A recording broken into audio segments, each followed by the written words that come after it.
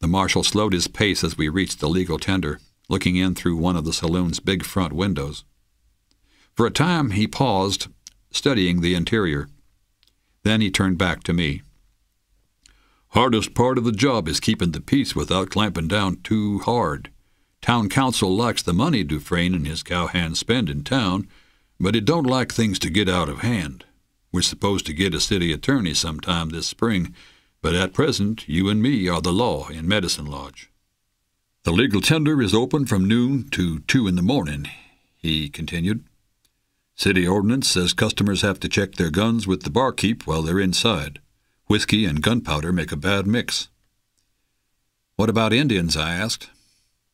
"It's against the law to sell whiskey to Indians. Both the government and the tribal leaders are firm on that point. Most saloon owners keep the law out of self-interest, if nothing else. There's no profit to a man in getting his business shut down." The marshal turned back for another look inside, his face serious. "But not everyone is so high-minded. Whiskey does get sold to Indians, one way or another. That's when the trouble begins." Marshal Brown stepped off the boardwalk and onto the street. He nodded toward a brightly lit building directly across from the saloon. "Yonder is the city cafe," he said. "Let's surround a couple of their T-bones and get better acquainted." "You ain't waiting on me," I told him. "I only hope they don't run out of grub before I fill up." Inside, the cafe was nearly as busy as the saloon had been, but the marshal led the way through the crowd to an empty table at the back. As we walked toward it, we neared 2 cowboys who sat joking and laughing over their coffee, the way men will when they're having a good time. Suddenly, the laughter stopped when the bigger of the 2 looked up and saw Marshal Brown. The cowhand nudged his partner, and the men stared at us with hard eyes.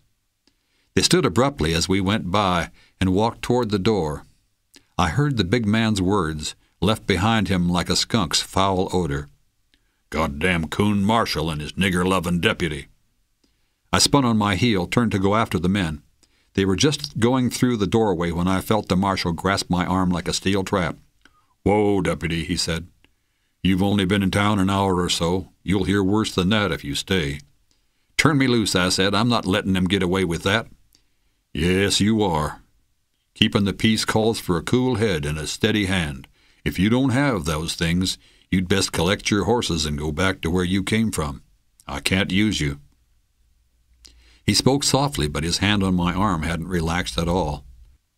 I looked into his eyes and felt my rage melt away. I'm sorry, Marshal. I brought a cool head when I came here. I just forgot where I put it for a minute there." The marshal laughed. He let go of my arm.